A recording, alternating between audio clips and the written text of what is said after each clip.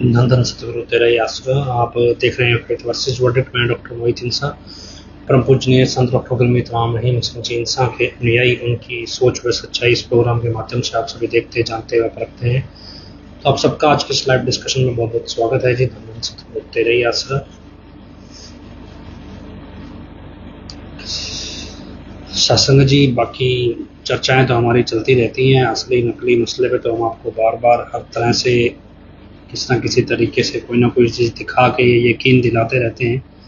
ये जो बरनावा में नौटंकी चली और ये जितनी ये 5-7 पैरोल दिखाई गई और उस पैरोल पे जितने भी वीडियो सामने आए और जो व्यक्ति पिताजी की स्टेज पे बैठा हुआ दिखाई दिया वो नकली आदमी है और वो एक नहीं है, वो एक से ज़्यादा हैं, 2, 3, 4 हैं।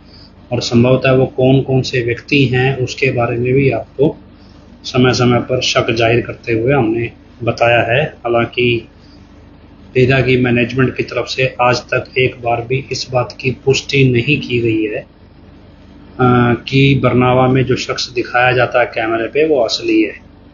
तो बाकी बहुत सारी चीज़ें आपके सामने लाई रहे हैं, किस तरह की मूर्खताएं, किस तरह की बेवकूफ़ियाँ जो स्टेज पे बैठ के हो रही हैं। क्योंकि एक तरफ सच्चे संतों जो बोलते हैं भी धुर की वाणी, भी असल में संत खुद नहीं बोलते, भी उनके जरिए ईश्वर स्वयं बोलते हैं, भगवान बोलता है।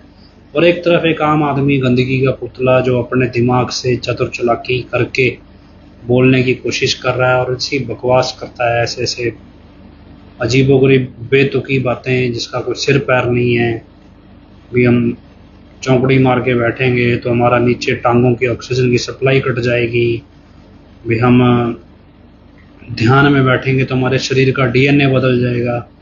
मतलब ऐसी बिना सिर पैर की बात। आप सोचो भी किसी भी व्यक्ति का डीएनए उसकी ऐसी पहचान होती है। हम आम देखते हैं भी कहीं जी किसका बच्चा है और जो डीएनए टेस्टिंग करवा लो पता चल जाएगा किसका है।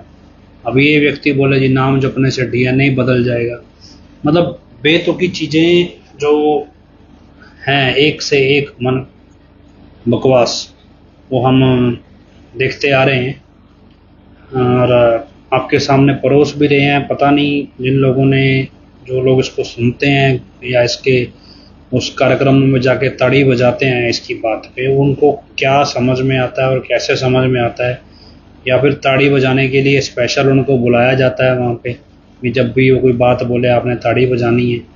चलो एक आदमी सुनने से रह जाए समझ नहीं आता, अभी सारे इतने सारे लोग वहाँ सुन रहे हैं और सरेआम वो बोल रहा है, कैमरे पे वीडियो डाला हुआ, खुद से उसने डाला हुआ। और हालांकि अभी तो ये वीडियो बहुत ज़्यादा एडिट करके डालते हैं भी, बहुत सारी जो इसकी अनाप शनाप बातें हैं वो आप अगर वीडियो यूट्यूब पे देखोगे तो कितना वीडियो वो एडिट हुआ है कि हर 1 मिनट बाद कुछ उसमें से क्लिप्स कटे हुए हैं। ऐसे लगता है भी जैसे बहुत सारी चीज़ें गलत बोल गया जिसको काट दिया गया।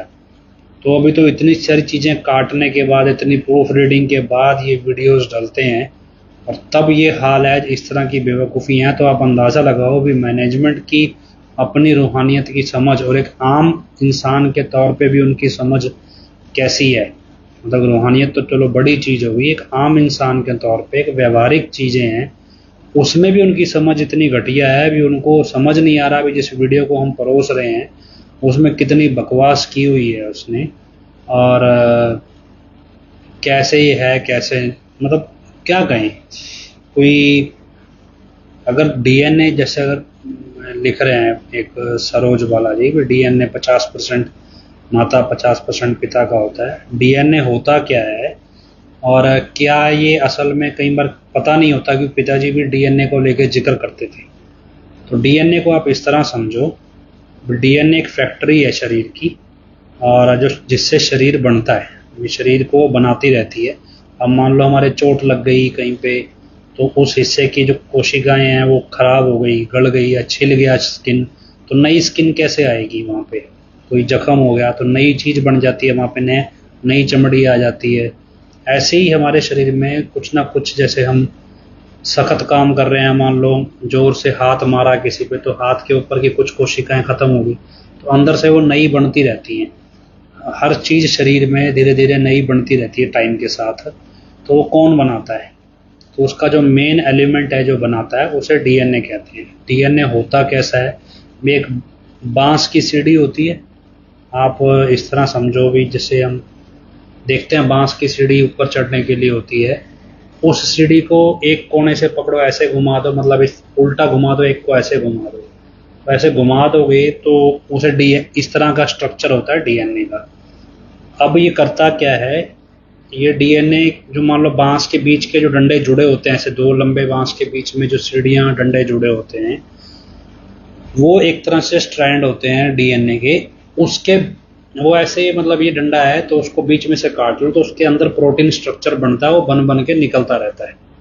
अब अगर मान लो उस डंडे, अगर आप एक बांस की सीढ़ी में से दो डंडे तोड़ दो, भी दो डंडे खराब हो जाए, लकड़ी टूट जाए, तो उससे क्या होगा भी चढ़ना मुश्किल हो जाएगा। ऐसी जो प्रोटीन स्ट्रक्चर बन रहा है उसमें से अगर दो स्ट्रैंड टूट जाएंगे तो जो प्रोटीन स्ट्रक्चर बन के निकलेगा तो दो जगह से वो खराब निकलेगा। जब वो प्रोटीन खराब बनने लगेगा तो वो शरीर को कोई ना कोई बीमारी देगा। उदाहरण के तौर पे हमारे शरीर में इंसुलिन बनता है, इंसुलिन बनता है तो पेनक्रियाज, एक अमाशय जिसे कह देते हैं, पेनक्रियाज नाम का एक अंग है जो इंसुलिन बनाता है। और शुगर के मरीज में जो इंसुलिन है वो कम बनता है। मान लो 100 सेल मिलके इंसुलिन बना रहे हैं, तो शुगर के मरीज में 100 की जगह मान लो 90 सेल बनाने लग गए, और 90 की जगह 80 बनाने लग गए, तो हम क्या करते हैं, दवाई देते हैं ताकि जो 80 सेल हैं वो 100 के बराबर इंसुलिन बनाएं, ज़्यादा इंसुलिन बनाएं, और इंसान के शरीर में इंसुलिन की कमी ना रहे। एक टाइम के बाद जब वो बहुत ज़्यादा कम हो जाते हैं और नहीं बना पाते, तब इंसान को बाहर से इंसुलिन का इंजेक्शन देना पड़ता है। इसी तरह अगर वो जो 20 पैसे इंसुलिन बनाना बंद कर गए सेल, अगर उसका जो स्ट्रक्चर है वो रिपेयर हो जाए, तो क्या होगा, वो 20 पैसे दोबारा बनाने लगेंगे। और अब पिताजी ये बात बोला करते हैं कि जो मेडिटेशन करते हैं, नाम जपते हैं और ध्यान में मतलब शरीर को साधते हैं, उससे जो खराब पोर्शन है ना डीएनए का, जो पोर्शन खराब हो गया है, वो पोर्शन रिपेयर हो जाता है, मतलब ठीक हो जाता है।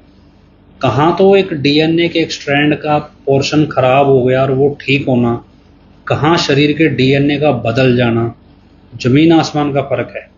भाई डीएनए बदलता थोड़ी है।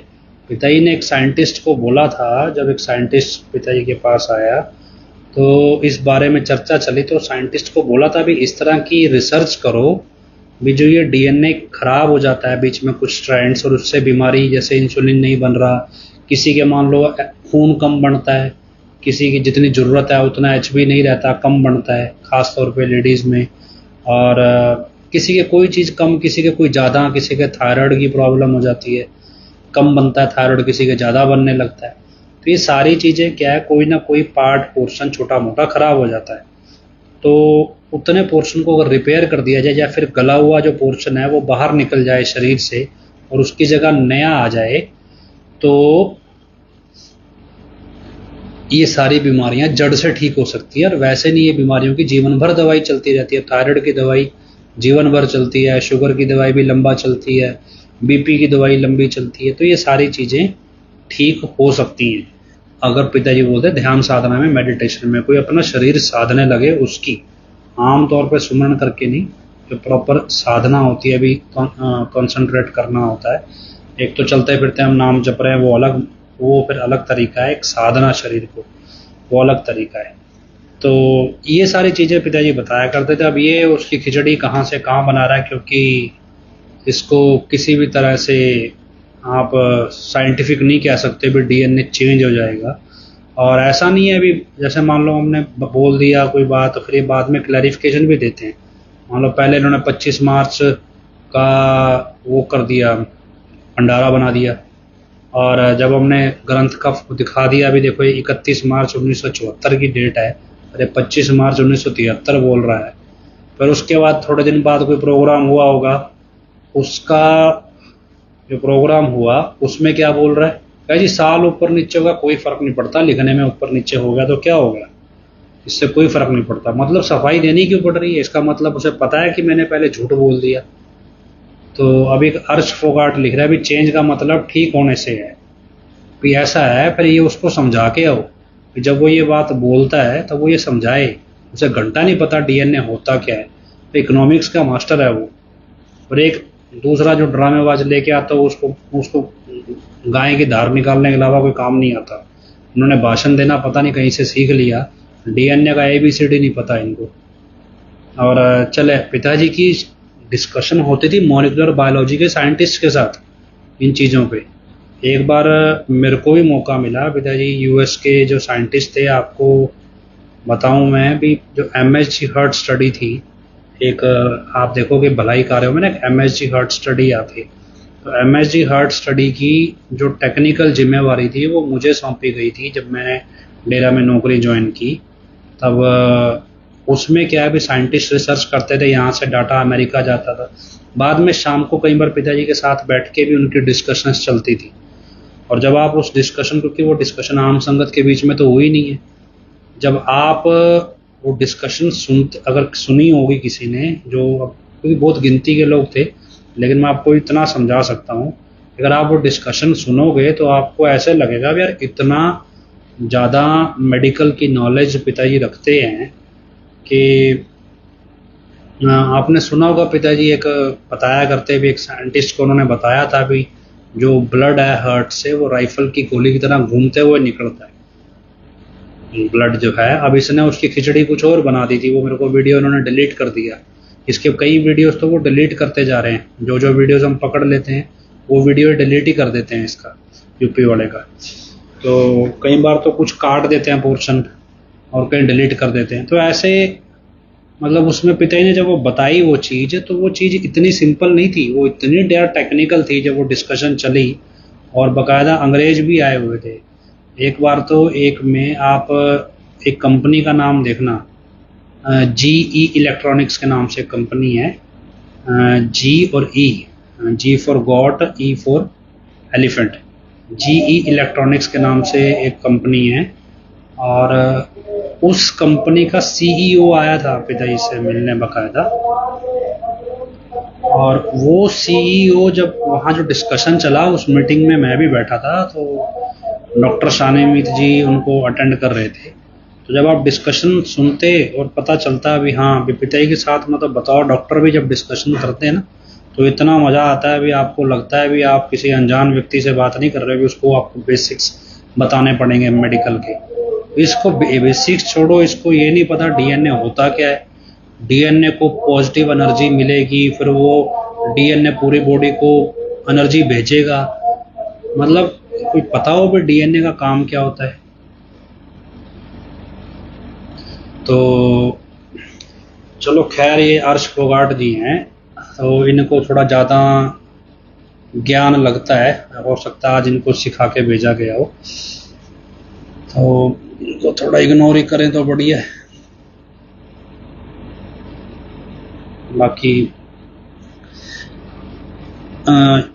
एक और चीज़, हमने जब वीडियोस डाले इसके तो आपको सुनेगा क्या जी, जिसका ध्यान नहीं लग रहा सुमरन में, वो जी ऐसा आप बोल बोल के सुमरन करो, आपके सारे द्वारों से सिमरन अंदर जाएगा और फिर आपका ध्यान लग जाएगा। ये कौन सी क्या बकवास है, क्या नॉनसेंस है, वे सारे द्वारों से सिमरन अंदर जाएगा। तो लेकिन क्या है कि अब गधों की फौज है जो इसको सुन रही है और इसको गुरु माने बैठी है, ये अर्श फोगाट जैसे। अब इनको क्या है, अब इनको खुद कौन सा ABCD पता है, फिर जैसे ही आप हैं इनको वैसा इनका ड्रामेबाज बाबा मिल गया भी। ठीक है जी, जैसे हम हैं गलतियां करे जाएंगे, वचनों की धज्जियां उड़ाए जाएंगे, थोड़े दिनों बाद फिर बाहर इसको निकालेंगे और उसके बाद माफ़ी मिल जाएगी। ऐश की ऐश है, भगत के भगत बनने का दिखावा चलता रहेगा। तो यही चीज़ है। अभी मैं एक वीडियो और निकाला है तो हम कोशिश करेंगे 1-2 दिन में डालेंगे। मतलब बाकायदा ये बंदा ये बात बोल रहा है भी परम पिता जी ने संगत को बद्दुआ दी थी और मैंने वो बद्दुआ दुआ में कन्वर्ट कर दी।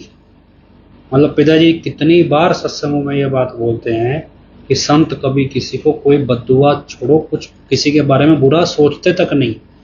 वे व्यक्ति डायरेक्ट बोल रहा है भी परम पिता जी ने बद्दुआ दी थी संगत को और हमने वो बद्दुआ बदल दी। मतलब आप सुनने वाले सुन कैसे रहे हैं भी समझ नहीं आता।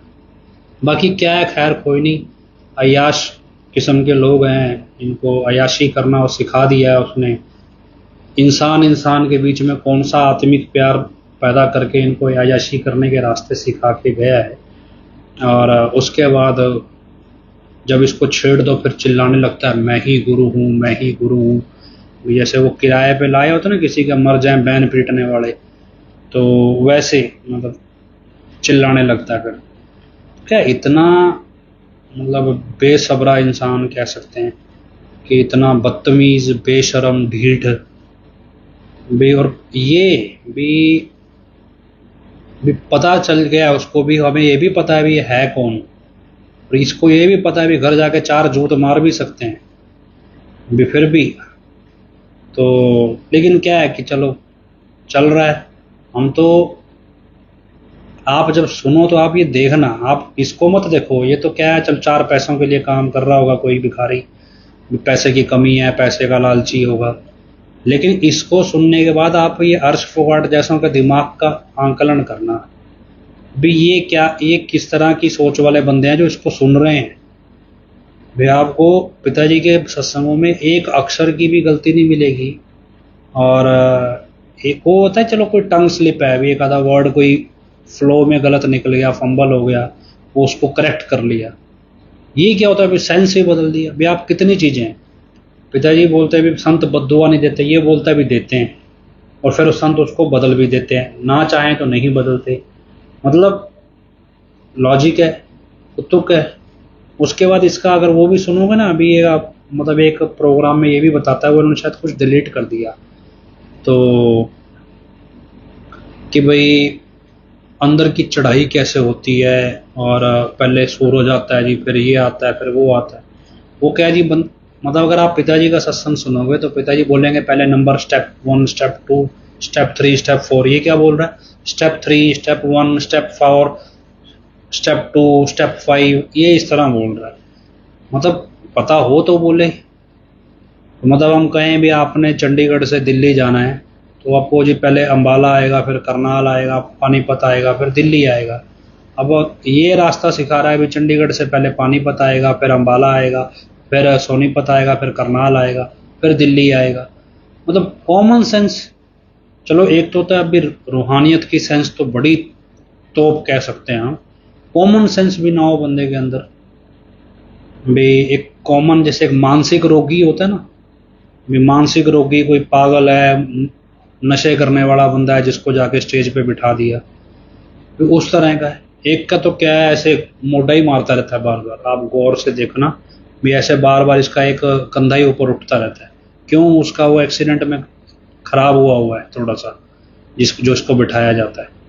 तो खैर चलो, तरस आता है इन लोगों पे जो लोग इसको सुनते हैं, और जो लोग इसके कहे तरस तो क्या आएगा, उनको भी अपने अयाशी करनी है, उनको भी ऐसा ही गुरु चाहिए भी जो अयाशी की परमिशन भी दे, फ्री की माफिया दे, और कहने को भक्तों का लिबास भी दे दे हमें।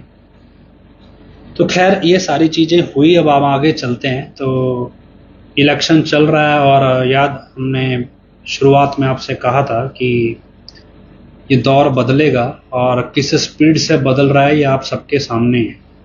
और ये अब तो डेफिनेटिव है, अभी बीजेपी की सरकार जाएगी ही जाएगी ऑलमोस्ट। और वैसे भी जाए या ना जाए, दोनों ही केस में बीजेपी का नुकसान है। बीजेपी का हो या ना हो, गुरु संगत की गद्दार कमेटी का तो है ही है। तो खैर हम इस चीज़ पे भी बीच में जोर देते रहते हैं भी, इलेक्शन क्योंकि अब 3rd फेज का इलेक्शन निकल गया है, तो आगे फिर 25 मई को हरियाणा का इलेक्शन भी आएगा, तो आप उसके लिए भी तैयार रहें। और हरियाणा की भी आएगी, उसके बाद पंजाब का भी है, दिल्ली का भी है। तो हम यही कह रहे हैं भी आप अपनी तरफ से अपने आप को इस बात की संतुष्टि दें भी आप हजूर पिताजी के खिलाफ या राम नाम रोकने वाले राजनीतिक लोगों के खिलाफ वोट डालेंगे। पक्ष में तो डालने लायक कोई है नहीं कि हम कहें भी ये व्यक्ति बहुत अच्छा है इसके पक्ष में डाल दें। हाँ, ये है भी ये व्यक्ति राम नाम के दुश्मन है भी, इनके खिलाफ वोट डालना है। तो उसमें 4 राजनीतिक दल जो हैं हम उसको अवॉइड करते हैं। पहला जो है वो बीजेपी है ऑब्वियसली, दूसरा जो है वो इनेलो है जो चौटाला फैमिली से है, और तीसरा भी चौटाला फैमिली से एसोसिएटेड है जेजेपी जो हरियाणा में चलता है, और चौथा जो है वो पंजाब में शिरोमणि अकाली दल है। भी ये चार जो ऐसे हैं जो एक तरह से हजूर पिताजी के खिलाफ हैं। पांचवें में क्या है, भी आम आदमी पार्टी जो पंजाब में है, और क्योंकि अब इन्होंने जानबूझ के प्रदीप कलेर के जरिए पिताजी का नाम डाला है, और हालांकि उसकी सजा उनका चीफ मिनिस्टर भुगत भी रहा है, उनका लीडर। अब वो भी विनाश के रास्ते चल पड़ी है पार्टी, क्योंकि संतों के साथ तो बैर कमाना फिर नुकसान तो झेलना ही है, तो वो भी विनाश के रास्ते चल पड़ी है। पर फिलहाल क्या है कि हम बड़ा राक्षस है भाजपा और चौटाला और अकाली दल, तो इनको तो एटलीस्ट इनके फेवर में तो बिल्कुल भी मत जाइए, चौटाला फैमिली, बादल फैमिली और बीजेपी के पक्ष में। बाकी आप कांग्रेस है या फिर कोई आपका लोकल निर्दलीय लीडर है, या और भी जो आपके आपके इलाके में जो उनसे भी लीडर उठ रहे हैं जो आपको पसंद आए, भी आपको लगे भी हाँ भी ये बीजेपी को या इन चारों को हरा सकता है, तो आप उसको प्रमोट कर सकते हैं। आपका नहीं मन मानता तो नोटा तो है ही है, लेकिन बस आप अपने आप को जवाब दे सकें भी आप सही दिशा में हैं, आप उन लोगों के फेवर में नहीं हैं जो राम नाम के दुश्मन हैं। ये इस बात का आप हमेशा ध्यान रखें। तो खैर हम आपको पिछली लाइव से हमने शुरू किया एक साखी, आपको बताया लास्ट पिछले लाइव में भी हमने बताई थी कि एक साखी जो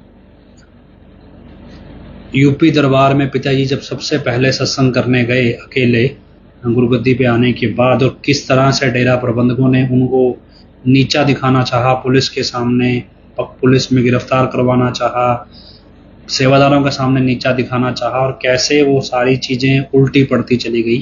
तो ये हमने आपको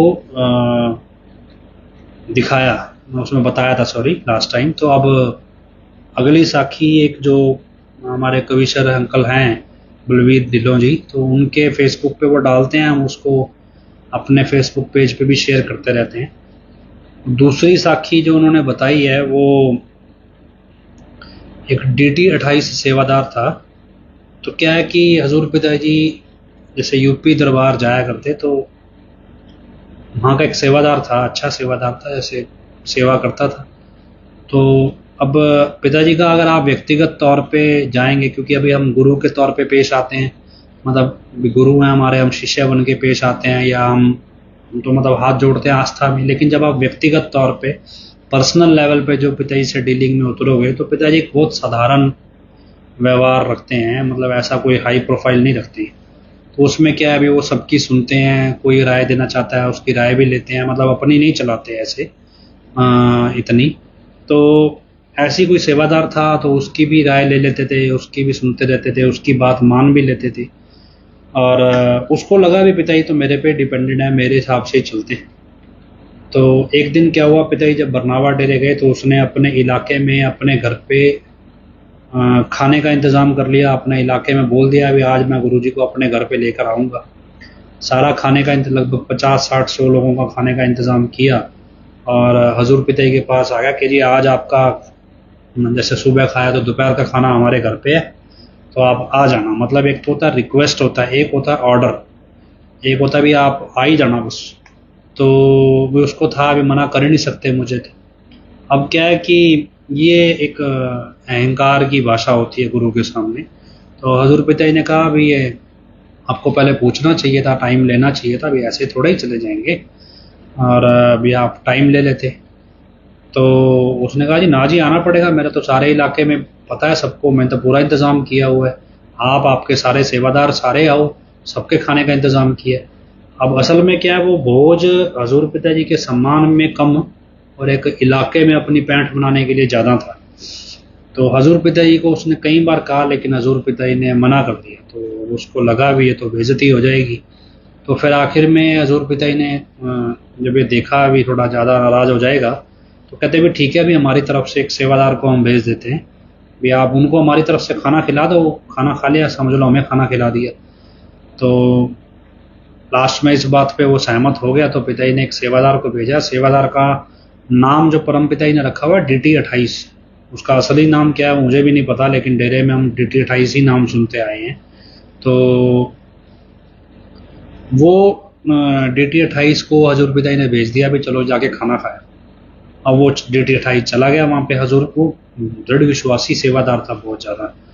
तो DT 28 चला गया वहाँ पे, क्या कहते हैं, खाना खाने। अब उन्होंने भाई, आप यूपी में जाओ तो ज़्यादातर वो पूरियाँ परोसते हैं खाने में भी, जो पूरियाँ मेहमानों में अच्छा माना जाता है, मतलब वहाँ पे पूरी और सब्जी। तो पूरियाँ परोसने लगे। अब वो 5 7 10 पूरियाँ परोसी, वो खा गया, फिर थोड़ी परोसी, वो फिर खा गया। अब और चीज़ें बनाई हुई थी वो परोसी, वो भी खा गया। तो वो कह जी मेरे को तो भूख और लग रही है। तो जब वो, उसकी खाने की स्पीड ज़्यादा थी, बनाने वालों की स्पीड कम थी, तो DT 28 ने बोला भी ऐसा है जी, जहाँ आपके हलवाई बैठे हैं मुझे वहीं ले चलो। तो जहाँ हलवाई बैठे थे उन्होंने वहाँ उसका आसन लगा दिया। अभी गुरु का शिष्य खाने आया, अब इसको तो रजा के भेजेंगे।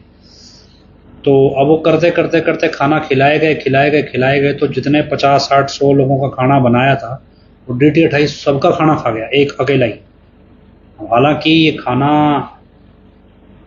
नहीं खाया जा सकता, तो लेकिन ये कह सकते हैं अभी हजूर पिताजी का एक अपने आप में चमत्कार था। अभी वो खाना नहीं खा रहा था, असल में अहंकार तोड़ा जा रहा था उस सेवादार का भी। उसको लगे भी वो गुरु का लाना ओट सकता है, इतना आसान नहीं है, ये गुरु की मर्जी से ही चलता है। तो जब वो एक सेवादारी खाना नहीं खा पाया सारा, तो मतलब एक तरह से उसे इस चीज़ का अहंकार था भी, पिताजी के सारे सेवादारों को मैं खाना खिलाऊंगा। तो वो अहंकार इस तरह से टूटने लगा भी, यार एक सेवादार ही नहीं पेट भर के खा सका, तो सबको कैसे खिला देते। तो क्या हुआ, जब वो 50 60 जितने भी लोगों का उसने खाना बनाया था, बाकी सब मेहमान थे, अब उनके लिए तो खाना बचा ही नहीं, उनका कच्चा माल भी खत्म हो गया। अब जब उसको समझ आया भी, या उसकी वाइफ ने उसको बताया भी, यार ये हमें लगता है भी पिताजी हमारे को सबक सिखा रहे हैं, हमारा अहंकार तोड़ रहे हैं। तो फिर वो दोनों परिवार समेत जो भी थे वो गए वहाँ पे हजूर पिताजी के पास, और माफ़ी मांगने लगे भी, हमें गलती होगी जी, हमने आपको पहचानने में गलती कर दी, हमने अहंकारवश इस तरह से प्रोग्राम आयोजित किया और आपने हमारा अहंकार तोड़ा है, अभी हम अपनी गलती की माफ़ी चाहते हैं। तो इस तरह से उस DT 28 सेवादार के जरिए हजूर पिताजी ने एक सेवादार का, मतलब वो भी सेवादार ही था, और उसका अहंकार तोड़ा था। और ये इसलिए भी इम्पोर्टेंट है भी, आम तौर पे जो पिताजी से एक बार किसी ने पूछा था कि पिताजी भी आप भी, जैसे कईयों को तो क्या होता है अपनी गलती का तुरंत एहसास हो जाता है, कई ऐसे होते हैं जिनको अपनी गलती का एहसास होता ही नहीं, वो बड़ी से बड़ी गलती करते जाते हैं, उनको लगता ही नहीं कि वो कुछ गलत कर रहे हैं और गलती करते जाते हैं। तो उसी तरह से भी हजूर पिताजी ने तब जवाब दिया, कहते भी जो संस्कारी रूहें होती हैं ना, संस्कारी रूहें, अब संस्कारी रूहें कौन सी हैं, मतलब जो जन्मों जन्मों से प्रयास कर रही हैं मोक्ष पाने का किसी न किसी रूप में, चाहे वो किसी भी तरह को से ईश्वर को याद करती रही हैं, तो उनके संस्कार ईश्वर को पाने के बन जाते हैं। ऐसे में मान लो हम कहें भी कोई बंदा, कोई आत्मा है, वो पिछले जन्म से भक्ति करती आ रही है, उसकी भक्ति उतनी नहीं थी कि उसको पूर्ण संत मिलें और उसके बाद उसका उद्धार हो। तो मौत आ गई, अगली बार उसको जब इंसान का शरीर मिला, तो जब उसको संत मिल गए और वो आगे बढ़ने लगा और उसमें अहंकार में कोई गलती करने लगा, तो संतों को या भगवान को कह सकते हैं भी ये दर्द होता है भी, यार पिछले इतने जन्म से कोशिश करता आ रहा है, अब अहंकार में गलती कर रहा है। तो ऐसे संस्कारी रूहों को जो सतगुरु होता है वो तरीके से बहाना बना के उसका अहंकार तोड़ देता है, कि ताकि वो दोबारा से मतलब सही दिशा में आगे बढ़े, अहंकार में अपनी भक्ति गवा ना बैठे। तो ये चीज़ पिताजी ने बच्चों के अंदर बताई भी, संस्कारी जो रूहें होती हैं उनको उनको मतलब मालिक या सतगुरु गुरु किसी न किसी रूप में उनका अहंकार तोड़ देता है। तो जिस सेवादार की हम बात कर रहे हैं, वो ऐसा नहीं कि वो सेवादार कोई घटिया सेवादार था, अच्छा सेवादार था और सेवा भी करता था, लेकिन उसको अहंकार हो गया भी गुरु मेरे हिसाब से चलेंगे। तो अहंकार तोड़ा भी उसी का जाता है जिससे पिताजी, जिससे गुरु को लगाव होता है भी इसको आगे ले जाना है। और फिर पिताजी कहते हैं भी, पिताजी से पूछा, पिताजी कहते हैं भी जिनका मालिक जिनको एहसास नहीं करवाता भी, मान लो जो गलती कर रहा है और मालिक उसको एहसास नहीं करवा रहा भी गलती तो कर रहा है, उनको वचनों के जरिए समझाते हैं, लेकिन उनका मन इतना हावी होता है कि वो उनको सुनने नहीं देता, उनको मानने नहीं देता उनकी गलती, और धीरे धीरे वो उनके पाप का बोझ बढ़ता जाता है। अब क्योंकि उनका उद्धार लिखा ही नहीं होता उनके कर्मों में, और इसलिए उनकी गलतियां उन्हीं पे भारी पड़ती चली जाती हैं। तो ये मतलब संस्कार हैं, और अपने खुद मुख्तियारी में इंसान चाहे तो उसे बना सकता है, चाहे बिगाड़ सकता है। एक बार बार एक क्वेश्चन रिप्लाई में आ रहा है, do you know how to open chakras, ऐसा एक चक्र ये लिखा हुआ ना, do you know how to open chakra. क्या है भी डेरा सच्चा सौदा में श्याम अस्थाना जी महाराज ने ऐसा नाम बख्शवाया था सावन शाह जी महाराज से, उसमें ये सारी चीज़ों की आवश्यकता नहीं है कि आपको चक्र जगाने हैं।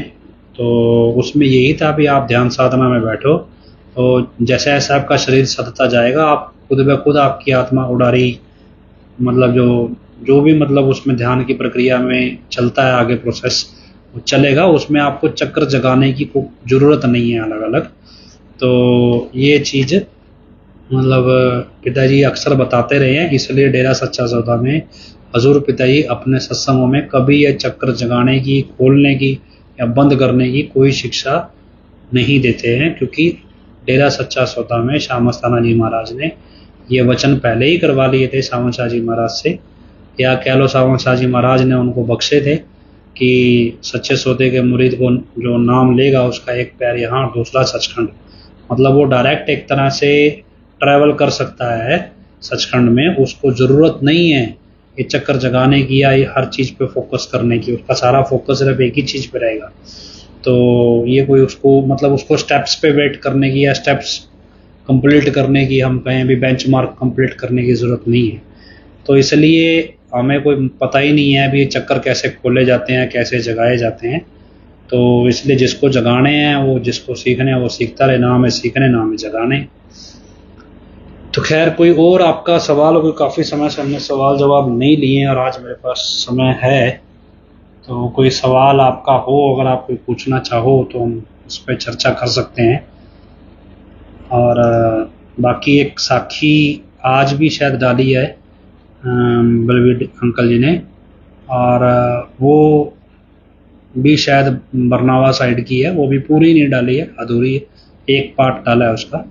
अगला लाइव जब करेंगे हो सकता है तब तक वो पूरी हो जाए, और फिर हम उसको उसको भी बताएंगे आपको भी वो क्या था। तो कोई और आपका सवाल कोई हो, किसी भी तरह का हो, और बहुत सारी चीज़ें बाकी चल ही रही हैं, दिख ही रहा है आप सबको।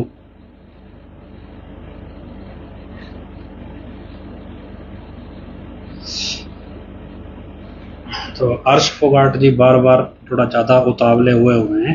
तो भाई ऐसा है, जब हम आपको कह रहे हैं भी जिसे आप पिताजी कह रहे हो, हम उसे इतना बेशर्म मानते हैं कि उसे जूता मारना भी पसंद ना करें, आपको बार बार उसकी बेइज्जती करवानी ज़रूरी है। तो और हम आपको सुनना नहीं चाहते, और ना ही हम आपकी किसी बात से इत्तेफाक रखते हैं, और आपको मानना है आप मानो। हमारे लिए वो गधा है, मूर्ख है, बेशरम है, ढीठ है और महापापी आदमी है। आपको उसको गुरु बनाना है गुरु बनाओ, मुर्शिद बनाना है मुर्शिद बनाओ, तलवे चाटने हैं तलवे चाटो, वो तो तलवे भी दिखाता है भी चाट लो। तो जो मर्जी करो, आपको जलील करवाना है उसे तो आप कमेंट करते रहो, हम तो फिर जलील करेंगे, तो हमें कोई फ़र्क नहीं पड़ता। तो बाकी कोई और सवाल, कोई डाउट हो, और बात चलती है सच, कई बार पूछ लेते हैं कुछ लोग भी, कुछ हो भी रहा है या नहीं हो रहा, क्या होगा क्या नहीं होगा। तो हम ये कह सकते हैं भी आध्यात्मिक नज़रिए से देखें तो संतों के जब कार्य संवरते हैं, मतलब काम करते हैं संत, तो उनका अपना तरीका है, उनका अपना, उनको मतलब वो अपने हिसाब से चलते हैं, दुनिया के हिसाब से नहीं चलते हैं, दुनिया उनके हिसाब से चलती है। और सच किसी न किसी रूप में किसी न किसी कसौटी में परखा जाता ही है। अब क्या है कि मान लो एडम ब्लॉक बार बार इस बात का दावा कर रहा है अभी पिताजी आ जाएंगे, और मई के 18 मई में बरी हो जाएंगे, ये हो जाएंगे वो हो जाएंगे। हाँ, सुभाष इंसा जी पूछ रहे हैं भी केसों के बारे में बताओ, उसी बारे में बात कर रहे हैं भाई जी। तो हो सकता है ये सब दिखावा किस रूप में चल रहा है, और कल को कोर्ट कोई इस तरह का ऑर्डर भी दे, और ये तो दावा कर रहे हैं भी कोर्ट में हमने पूरे पैसे चढ़ा दिए हैं, इतने पूरी सेटिंग है हमारी, और कोर्ट ऑर्डर देगी ही देगी, देगी देगी। फिर तो आप समझ जाना अभी क्या हो रहा है कि 7 साल से अपील हुई, शुरू नहीं हुई, और जब शुरू हुई तो कितनी जल्दी डिसाइड हो गई, तो ये आपके सामने ही है। और वैसे मैं आपको एक तरीका बताऊं, जब कोर्ट में करप्शन होता है ना, ऐसा नहीं है भी अदालती लेवल पे कितने जज डिसमिस होते हैं, कितने सस्पेंड होते हैं, तो जब कोर्ट में करप्शन होता है तो उसका प्रूफ क्या होता है। मान लो आपने, कोई बंदे ने जज खरीद लिया, मतलब कि हम कहें भी जज सेट हो गया जी, मान लो मैं किसी दलाल को पकड़ लूँ, वो कहे जी मैं जज से सेटिंग करा देता हूँ, पता कैसे चले भी जज को सेट कर लिया गया है। तो 2 तरीके आमतौर पे कोर्ट में आजमाए जाते हैं। पहला ये भी, जो सेटिंग करने वाला बंदा होता है वो एडवांस में आपको ये बता देगा भी जज अगली तारीख इस केस में कौन सी डालेगा, तो ये सिर्फ जज को पता होता है भी उसने अगली तारीख कौन सी देनी है। इसलिए ये एक प्रूफ होता है एक तरह से, एडवांस बता के भी जज ये तारीख डालेगा, और आप समझ लेना भी जज ने मेरे को एडवांस बता रखी है भी हमारी सेटिंग है। दूसरा तरीका ये होता है भी जज सुनवाई के दौरान कोई ऐसी बात इस्तेमाल करेगा जो आमतौर पे वो इस्तेमाल नहीं करता, और वो कुछ टिपिकल वर्ड होंगे, वो वर्ड एडवांस में बीच का दलाल बता देता है भी ये वर्ड जज अपनी सुनवाई में इस्तेमाल करेगा ही करेगा, और इससे साबित हो जाएगा भी जज की सेटिंग हुई हुई है। ये तौर तरीके कैसे चलते हैं बाकायदा मैंने खुद बैठ के देखे हैं, किसी सुने सुनाए नहीं है। बाकायदा उन लोगों से भी मेरी मुलाकात हुई है जो इस तरह की दलाली करते हैं, 1-2 से नहीं हुई है, दर्जनों से हुई है। और ऐसे जज भी मैंने देखे हैं जो इस तरह की सेटिंग करते हैं, और बाकायदा सिर्फ लोअर कोर्ट में नहीं है, ये हाई कोर्ट में भी चलता है, ये सुप्रीम कोर्ट में भी चलता है भी। अब ये है कि सबूत नहीं होते इन चीज़ों के, लेकिन ये प्रक्रिया है। आप किसी भी बड़े वकील के चैम्बर में जाओ, वो आपसे यही पूछता है भी ऑर्डर क्या चाहिए, और फिर उसके कैसे वो ऑर्डर निकलवाना है उसके तौर तरीके भी होते हैं। और गलती से आपकी लड़ाई और दूसरा पक्ष बराबर एक जैसा हो, और तभी आप देखना कि जब सुप्रीम कोर्ट का कोई जज रिटायर होता है तो आमतौर पे वो अपने भाषण में एक बात जरूर बोलता है कि अदालत में न्याय पैसे वाले को तो मिल जाता है, बिना पैसे वाले के लिए बहुत टाइम लगता है। तो सच और झूठ की तो बात ही नहीं होती कि सच और झूठ क्या है। पैसे वाला अपने तरीके से काम करा सकता है, बिना पैसे वाला नहीं।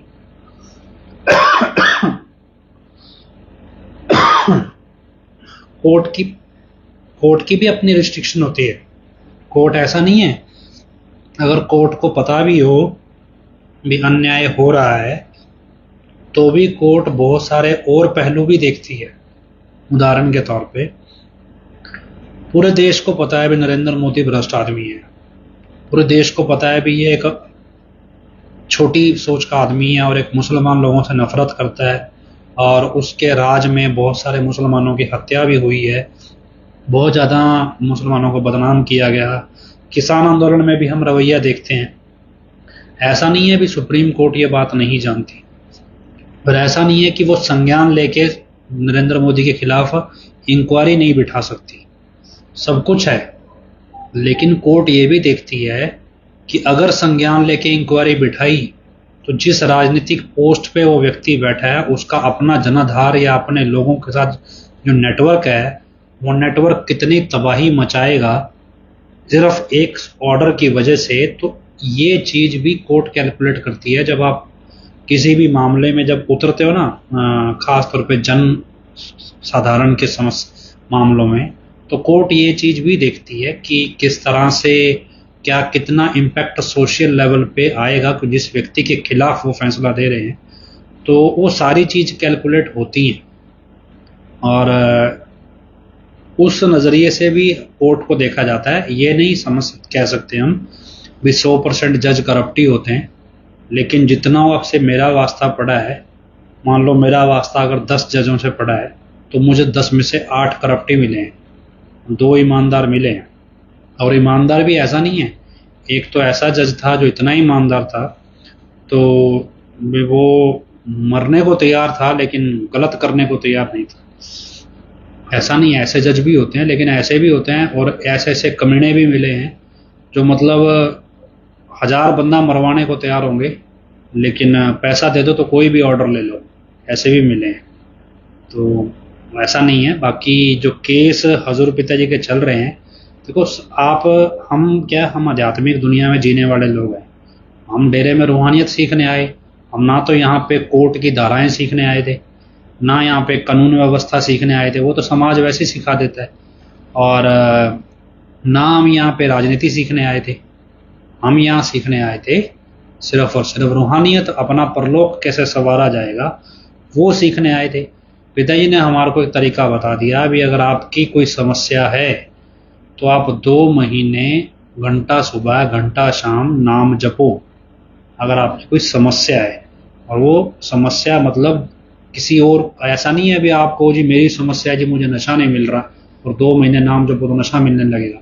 मतलब आप परेशान दुखी हो नॉर्मल तौर पे अपनी मतलब जिंदगी में किसी समस्या की वजह से, और आप 2 महीने घंटा सुबह शाम नाम जपो, आपकी समस्या 100% सॉल्व होगी, 100%।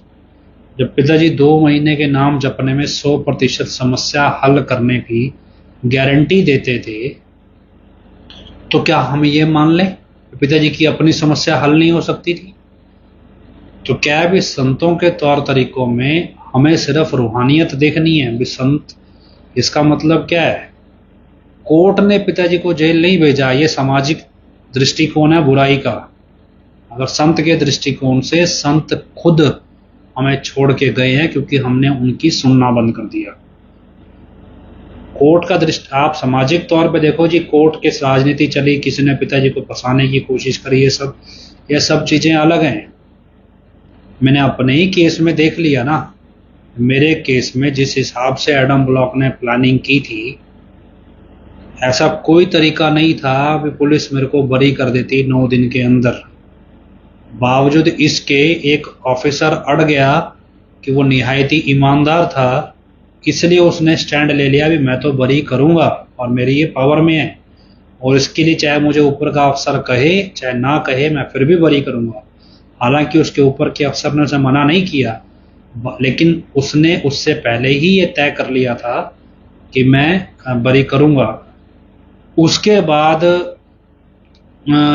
अब वो अफसर ईमानदार था या सिर्फ हमारे वाले केस में ईमानदार बन गया, ये हमें नहीं पता, लेकिन जो रवैया हमने देखा वो निहायती ईमानदार था। थोड़ा बहुत नहीं, बहुत ज़्यादा ईमानदार था जो व्यवहार हमने उसका पढ़ा। और ऐसा नहीं सिर्फ मेरे केस में, जित मेरे सामने जो 2-3 केस वहाँ आए, उन सब केसों में मैंने ये चीज़ महसूस की।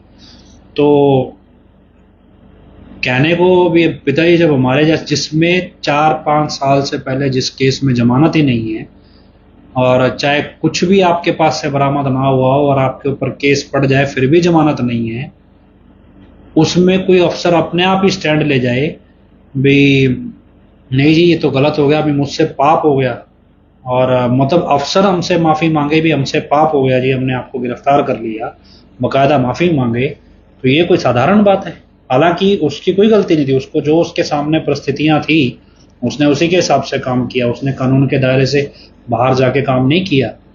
लेकिन क्या है कि जब हमारे शासन के साथ ये सब कुछ हो सकता है तो क्या पिताजी के साथ नहीं हो सकता? लेकिन मसला ये है कि महिमा किसकी है? महिमा गुरु की है। गुरु ने उस अफसर को हमारे लिए ईमानदार बनाया, या फिर वो वैसे ही ईमानदार था, हमें नहीं पता। तो ये चीज मान के चलो भी पिताजी को किसी साजिश के तहत जेल भेजा गया, ये कर्म जिसने जो किया, जिस नियत के साथ किया, वो उसका पाप भुगतेगा। लेकिन संत इसे रोक नहीं सकते थे, ये नहीं हम कह सकते। ये कोई कानूनी तौर पे मिली हार नहीं है कि वकील गलत था तो हार गए। संत स्वयं चाहते थे कि वो अपने शिष्यों से दूर जाएं, क्योंकि उनके शिष्य ढीठ हो गए, जो उनकी सुनना बंद करके मैनेजमेंट की सुनने लगे और पिताजी के खिलाफ चलने लगे, इसलिए संतों को जाना पड़ा। अब ये 2 टके का यूपी वाला आके बोल रहा जी मैंने तो सबको माफ कर दिया। पहले ये तो बता भी उनकी गलती क्या थी जो तूने माफ किया।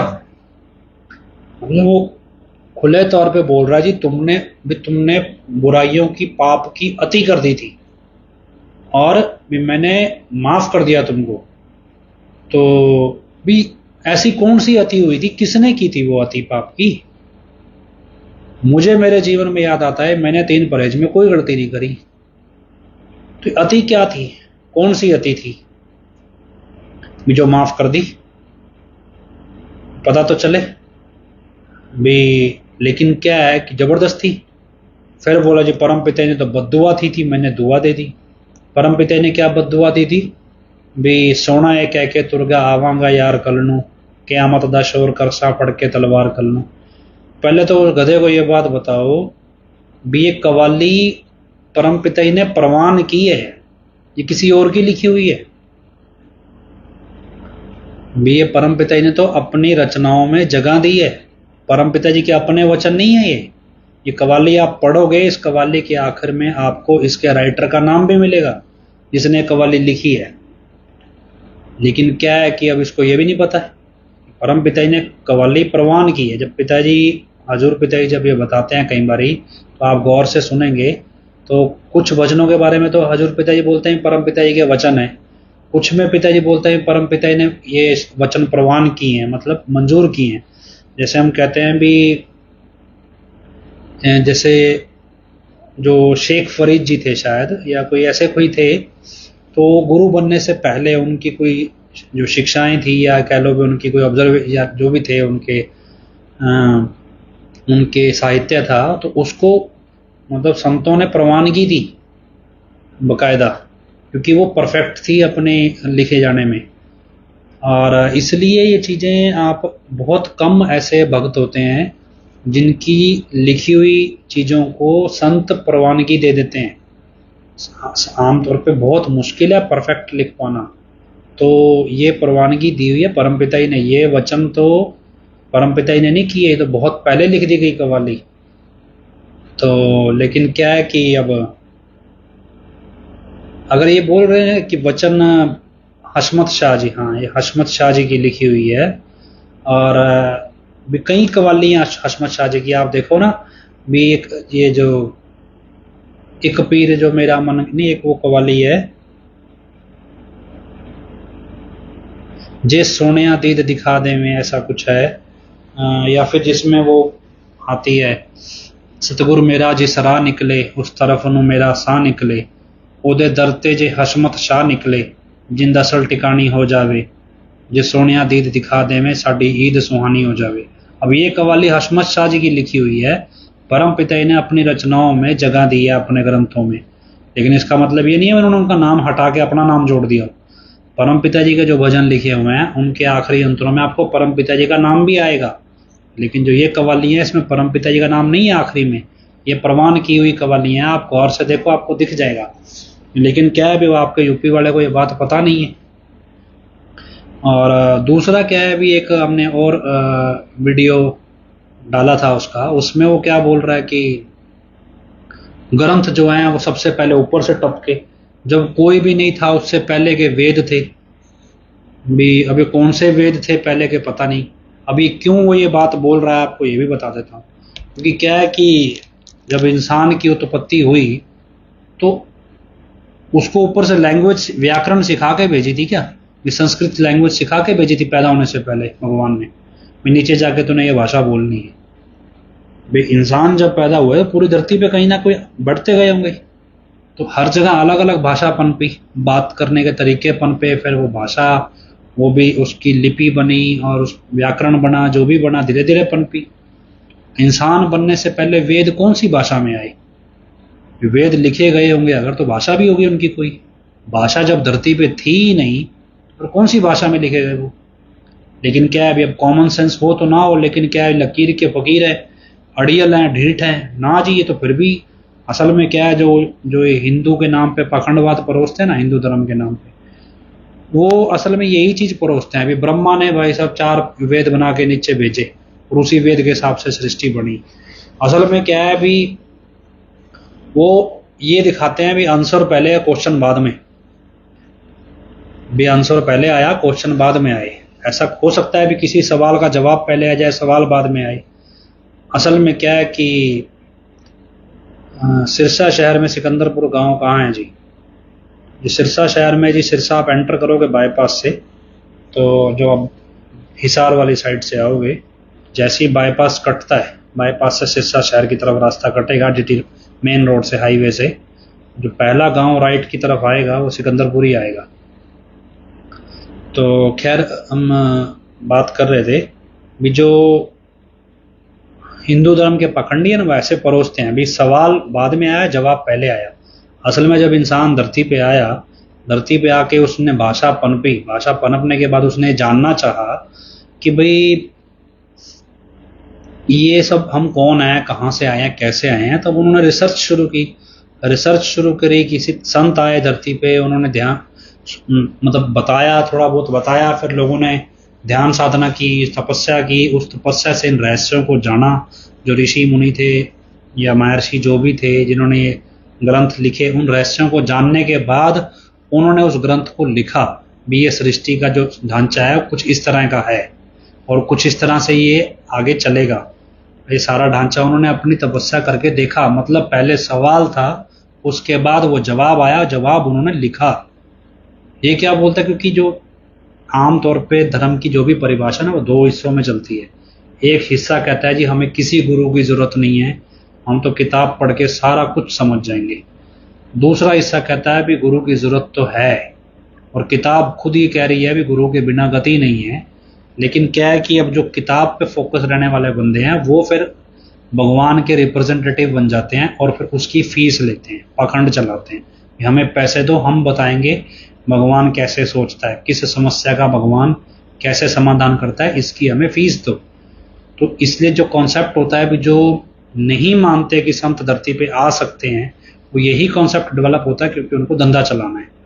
दूसरे जिनको जिज्ञासु होते हैं उनको गुरु की तलाश होती है भी कोई ऐसा गुरु मिले जो हमें सच का ज्ञान कराए और हमें सच से जोड़े और बदल, वो कोई स्वार्थी ना हो, वो वाकई में परमार्थ में परहित में दुनिया में आया हो। तो दो तरह की आध्यात्मिक विचारधाराएं चलती हैं, आप किसी में देख लेना। जब आप हिंदू धर्म में जाओगे तो आपको देवी देवताओं वाली या मंदिरों में मूर्ति पूजा वाली चलती है। दूसरी तरफ हिंदुओं में आपको एक शंकराचार्य प्रथा भी दिखेगी, लेकिन वो भी अब काफ़ी हद तक मिलावटी हो गई है। मुसलमानों में जब आप जाओगे तो एक शिया मुसलमान है जो मतलब इमाम मौलवी इनके हिसाब से चलते हैं। जो सुन्नी मुसलमान है वो कुरान शरीफ के, पवित्र कुरान शरीफ के हिसाब से चलते हैं। ऐसे जब आप सिखों में आओगे तो आपको एक जो तबका है वो नामधारी है जो गुरु धारण करना पसंद करता है, जबकि दूसरा जो बड़ा तबका है वो श्री गुरु ग्रंथ साहब को मतलब गुरु के रूप में मानता है एक। ऐसे जब आप ईसाइयों में जाओगे तो आपको रोमन क्रिश्चियंस मिलते हैं और एक कैथोलिक क्रिश्चियंस मिलते हैं। मतलब एक क्रिश्चियंस आपको जो पोप हैं, फादर हैं, पोप को मानते हैं भी ये गुरु है, और एक मिलेंगे जो आपको जो सिर्फ बाइबल को सब कुछ मानते हैं। तो ऐसे मतलब आपको हर एक धर्म में आपको दो हिस्सों में बटे हुए मिलेंगे और ज़्यादा गिनती उनकी होगी जो मतलब एक निर्जीव वस्तु को भगवान मानते हैं। उसका कारण ये है कि इंसान नहीं चाहता भी उसको कोई टोकने वाला हो, वो अपने तरीके से चीज़ों को जैसे समझना चाहे वैसे ही समझे। तो हाँ, एक नरदीप डॉक्टर लिख रहे हैं भी पहले चित्रों की भाषा भी होती थी। हाँ, जब आप बौद्ध धर्म की शिक्षाओं को पढ़ेंगे तो बौद्ध धर्म के अंदर बहुत सारी जो एजुकेशन थी वो चित्रों के जरिए होती थी। जो बौद्ध धर्म का जब महात्मा बुद्ध के दौर में, तो आप जाओगे कभी बिहार आप जाओगे तो उनकी जो आप नालंदा विश्वविद्यालय जो पुराना था ना, वहाँ पे भी आप जाओगे, पुराना उनके जो जितने भी पढ़े हैं वहाँ पे, वहाँ आप देखना, वहाँ पे आपको मूर्ति के तौर पे एजुकेशन देती हुई चीज़ें बहुत मिलेंगी नालंदा विश्वविद्यालय में। या और भी जो महात्मा बुद्ध से रिलेटेड जो भी हिस्टोरिकल प्लेस हैं उसमें मूर्ति की एजुकेशन बहुत है और चित्रों के जरिए भी एजुकेशन है। बहुत सारे तरीके मिलेंगे। अगर आप मान लो महात्मा बुद्ध वाला कॉन्सेप्ट देखोगे तो आपको एक वो दिखेगा भी, जैसे एक ये जो बौद्ध भिक्षु होते हैं, मॉन्क्स जिसे कहते हैं, इनके भी एक क्या कहते हैं वो दलाई लामा, उनके भी क्या एक कॉन्सेप्ट है भी जो दलाई लामा है भी वो गुरु होंगे इस तरह से। और एक कॉन्सेप्ट वो है, एक कॉन्सेप्ट ये है कि कुछ लोग मूर्ति पूजा में महात्मा बुद्ध की मूर्ति को ही पूजते हैं। तो अलग अलग कॉन्सेप्ट पे चीज़ें अलग अलग तरीके से हैं। हम ये नहीं कह सकते भी एक ही विचारधारा पे चीज़ें बंधी हैं, लेकिन एक बेसिक कॉन्सेप्ट है भी। एक तरह के लोग ऐसे हैं जो गुरु की रिक्वायरमेंट समझते हैं और झुकना पसंद करते हैं और गुरु की चरण में जाना पसंद करते हैं। दूसरे वो हैं जो गुरु की आवश्यकता को महसूस नहीं करते, और उसके बाद हर कोई भी विचारधारा उठी उसमें हमेशा ही दो हिस्सों में बटे। और जो गुरु की आवश्यकता महसूस करते हैं वो ज़्यादा कट्टरपंथी होते हैं, क्योंकि उनको सामाजिक बुराइयों का ऑब्जर्वेशन कुछ ज़्यादा होता है, क्योंकि गुरु उनको सिखाता रहता है और भी हर आने वाली बुराई के बारे में। तो वो ज़्यादा ऑब्जर्व करते हैं तो ज़्यादा मजबूत होते हैं अपने इरादों में। कट्टरपंथी का मतलब ये है बजाय दूसरों के। और क्योंकि मोक्ष जो है वो गुरु के बिना मिल नहीं सकता और गुरु देहधारी होना चाहिए, तो ये सारी चीज़ें अलग अलग रूप में अलग अलग तरीके से परोसी जाती हैं।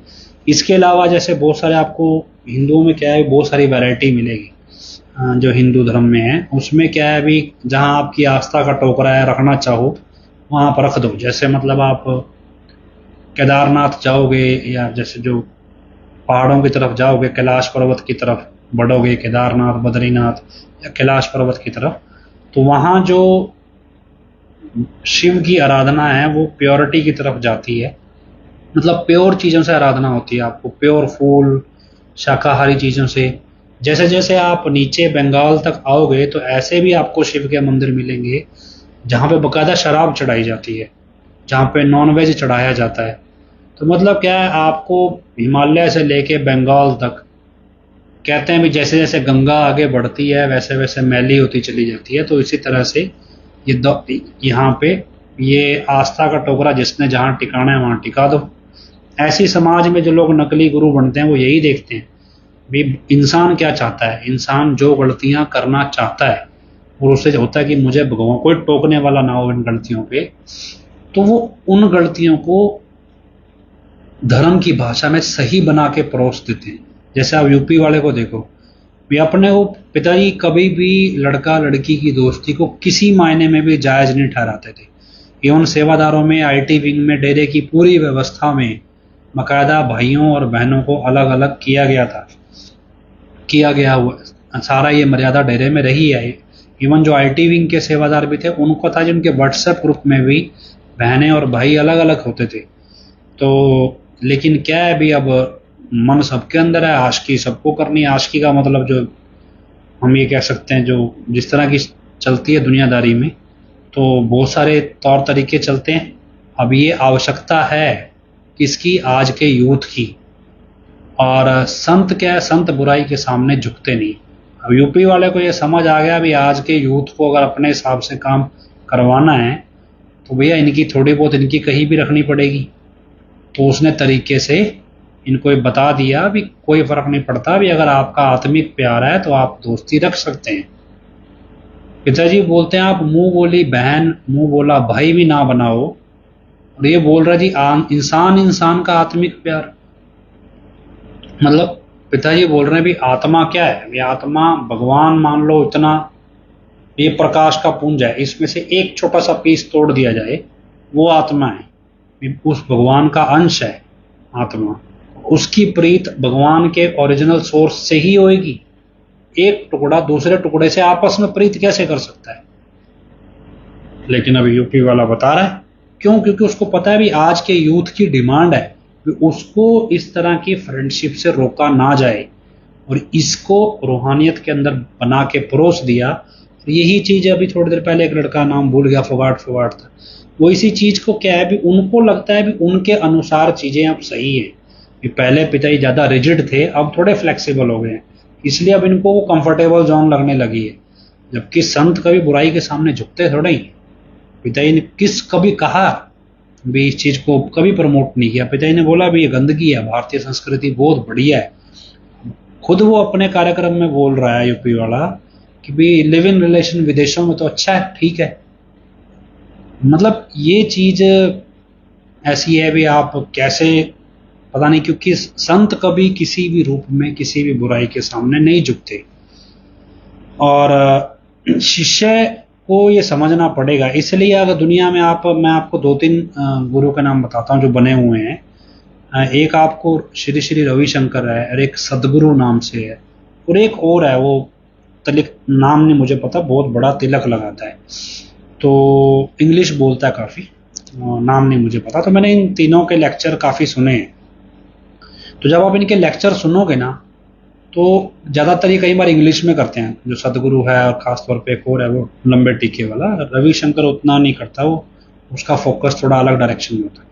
लेकिन जब आप इनके लेक्चर सुनोगे ना और इसको समझने की कोशिश करोगे, तो वो इसी चीज़ पे फोकस है भी। इंसान नॉन वेज खाना चाहता है, नॉन वेज को भी अपने तरीके से खाना चाहता है, उसको वैश्यावृत्ति करनी है, अपने तरीके से करनी है, उसको नशा लेना है लेकिन एक लिमिटेड डोज में लेना है। तो ये सारी चीज़ों को इस तरह से वो शुगर कोटेड करके परोसते हैं भी, उनको लगता है भी ये चीज़ें भी खप जाएंगी। मतलब इसमें लोगों को लगेगा भी यार धर्म के अनुसार इतना इतना तो जायज़ है, उसके बाद ना जायज़ है, तो ताकि वो उतनी क्लेंटिल अपनी वैसी जनरेट कर सकें। और इस कॉन्सेप्ट को वो जनरेट करते भी हैं। अगर आपको नहीं है तो आपको एक बड़ा चर्चित उदाहरण है ओशो का। जब आप ओशो के लिटरेचर पढ़ोगे आपको बहुत ज़्यादा इंप्रेसिव लगते हैं। ओशो का लिटरेचर क्या है, अगर ओशो के आप कॉन्सेप्ट को समझोगे तो उसने यही कॉन्सेप्ट, अगर आप उनके समझो, उसने यही कॉन्सेप्ट लिया भी एक इंसान की बुराई करने की सोच को सेचुरेशन पॉइंट तक ले जाया जाए। मतलब आप कहो भी आपको मीठा खाने का मन है, तो आप इतनी चीनी घोल लो पानी में भी एक टाइम के बाद उसमें चीनी घुलनी बंद हो जाए, और जब आप इतना मीठा पी लोगे तो उसके बाद आपका दोबारा मीठा पीने को मन नहीं करेगा अगले हफ्ते, 10 दिन, 20 दिन, 50 दिन तक। तो इस कॉन्सेप्ट पे ओशो ने अपना कॉन्सेप्ट डेवलप किया भी आपकी जो भी महत्वाकांक्षाएं हैं या जो भी आकांक्षाएं हैं, इसको सेचुरेशन पॉइंट पे ले जाओ। आपको दारू पीना है, अब दबा के इतनी दारू पियो भी आपको दारू से नफरत होने लगे। एक ही दिन में जितनी पी सकते हो पी लो, जितनी महंगी से महंगी पीनी है पियो, लेकिन उसके बाद छोड़ दो। कि जब आप सेचुरेशन पॉइंट पे चले गए, उसके बाद आपको अगले 15-20 दिन, महीना आपका इंटरेस्ट ही पैदा नहीं होगा उस चीज़ में। तो इस कॉन्सेप्ट पे ओशो ने भी यही चीज़ डेवलप की और उसमें इतना मैसिव सपोर्ट मिला, क्योंकि जब सेचुरेशन पॉइंट के बाद अगले एक महीना जब इंसान का इंटरेस्ट खत्म हो गया उन चीज़ों में, तो उस एक महीने में जितना उसने अपने शरीर को साधा, उसे लगा कि मेरा दिमाग शांत हो गया, तो अगले एक महीने बाद उसको दोबारा बुराई करने की इच्छा नहीं जागती। लेकिन जो सच्चा संत होगा वो आपको ये थोड़ी कहेगा भी आप सेचुरेशन पॉइंट पे ले जाओ तो अपनी बुराई को एक बार।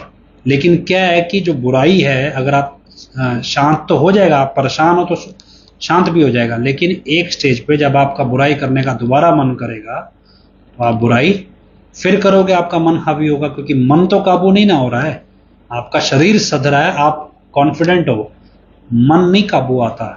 मन तो राम नाम के जाप से ही काबू आता है। तो बहुत सारी चीज़ें आपको एक संतों के कॉन्सेप्ट में और एक फिलासफर के कॉन्सेप्ट में दिखेंगी। कई बार चर्चा इस बात की भी कई लोगों से होती है जी ओशो को आप सुन के देखो। तो मैंने ओशो के भी लेक्चर्स बहुत सारे सुने हैं, बहुत इम्प्रेसिव लेक्चर्स हैं, लेकिन वो मतलब फिलॉसफिकल एंगल से हैं, आप उसको रूहानियत के एंगल से नहीं देख सकते। फिलॉसफी को हिंदी में क्या बोलेंगे, तो किसी को पता हो तो लिखना जी। और फिलॉसफी आप सीख सकते हो, रूहानियत नहीं है उसमें। ऐसे ही बहुत सारे आपको फिलॉसफर मिलेंगे, लेकिन वो धीरे धीरे रूहानियत को इसलिए टच करते हैं भी उनको पता है भी लोग धर्म के नाम पे तो आ जाएंगे लेकिन फिलॉसफी के नाम पे नहीं आएंगे। इसलिए वो अपना एक ना कोई रोल मॉडल, कोई शिव जी को आधार बनाए बैठा है, कोई दार्शनिक होते हैं, हाँ दार्शनिक फिलॉसफर, कोई कृष्ण को आधार बनाए बैठा है, कोई किसी को, तो भी कॉन्सेप्ट चलता रहता है। तो खैर ये सारी चीज़ें हैं फिलहाल। चलो, जो भी आपको कोई भी सवाल हो, आपको डाउट लगता हो, पिताजी के मसले में हमने हर संभव कोशिश की है कि जहाँ भी हमको डाउट लगता है हमने अपनी तरफ से स्टडी किया है, रिसर्च किया है, पैरेलल हर उस व्यक्ति को सुना है जो इस तरह के भाषण देते रहे हैं, और उसके बाद हमने ये कंक्लूड किया है भी पिताजी वाला तौर तरीका बिल्कुल अलग है और बहुत ज़्यादा इफ़ेक्टिव है। जबकि जितने भी फिलासफर हम सुनते हैं, जिनको सुना है मैंने, मुझे कोई भी फिलासफर इफेक्टिव नहीं लगा, और किसी भी फिलासफर का कोई भी शिष्य जो है वो, हम ऐसा नहीं कि हम उससे बीट हो गए कहीं पे भी। तो खैर हम कोशिश करते हैं आपके मन में फिर भी कोई सवाल आए तो आप ज़रूर पूछिएगा। और एक ना ओशो बड़ा दार्शनिक था, जो 1.5 लाख किताबें पढ़ रखी थी। कई बार कुछ लोग मेरे से भी पूछते हैं भाई आप कौन सा लिटरेचर पढ़ते हो, भी किस तरह से हम कॉन्सेप्ट डेवलप करते हैं। तो हम कोई लिटरेचर, तो अपने पास डेरे का ही लिटरेचर, हमने कौन सा बाहर से कोई पढ़ना है। लेकिन बाकी जिन्होंने लिटरेचर लिखे हैं वो तब पढ़ते हैं जब कोई ना कोई क्वेश्चन पूछ लेता है। ऐसे मेरे पास कोई ना कोई लिटरेचर रहता है, जैसे यहाँ पे भी पढ़ी नहीं किताबें, नहीं तो कोई ना कोई लिटरेचर मेरे टेबल पे रहता ही रहता है किसी ना किसी का। तो मेरे पास मतलब बाइबल भी है, कुरान शरीफ भी है, और जो गुटखा साहिब जो होते हैं, क्योंकि वो श्री गुरु ग्रंथ साहिब तो मिलता नहीं है हमें, मैंने पूछा था तो गुटखा साहिब मिलता है, श्री गुरु ग्रंथ साहिब हम उसे ऑनलाइन पढ़ सकते हैं। तो ऐसे गीता भी है। तो मैंने लगभग काफ़ी किताबें मैंने भी पढ़ के देखी हैं, पर जो फिलॉसफिकल एंगल होता है वो बहुत अलग होता है, और एक स्टेज पे जाके वो आपको डेड एंड पे ला देगा, लेकिन रूहानियत का एंगल आपको कभी भी डेड एंड पे लेकर नहीं जाता। तो आप जितना उसको एक्सप्लोर करोगे उतना आपको इंटरेस्टिंग लगता चला जाएगा। वो पर क्या है भी वो मतलब आपको अलग तरह की एक सेटिस्फेक्शन देता है। पर क्या है भी एक्सप्लोर करने वाला व्यक्ति हो, और क्योंकि हमारे पास तो पिताजी हैं बताने वाले, और उनका कोई ना कोई सत्संग हमें ऐसा मिल ही जाता है जिसमें कोई एक सवाल का जवाब, हर सवाल का जवाब। लेकिन क्या है भी एक्सप्लोर करेंगे तो वो इफेक्टिवनेस समझ में आती है, ना ही करें तो फिर अब जो मान लो ये फोगाट जैसे हैं, अब अड़े ही पड़े हैं कि संत तो अपने वचन ही बदल देता है, तो वैसे में तो क्या हो सकता है। तो खैर हम उम्मीद करते हैं, प्रार्थना करते हैं सच्चाई जल्दी सामने आए, और इस उम्मीद के साथ हजूर पिता के चरणों में नारा लगाते हैं, धन धन सतगुरु तेरा ही आसरा। आखिरी में अरदास बोलते हैं, धन धन सतगुरु तेरा ही आसरा, हे मालिक तुझे लाज है, अब बहुत हो गया, तो दया में रहमत कर, तेरे प्यार मोहब्बत की राह में हमें कोई दुख तकलीफ ना आए, तो ऐसी रहमत बख्श और सबको सुमति दे। किस तरह से देनी है ये तो सब जानता है, जिसको जैसे देनी है वैसे दे, वो तेरी मर्जी। धन धन सतगुरु तेरा ही आसरा।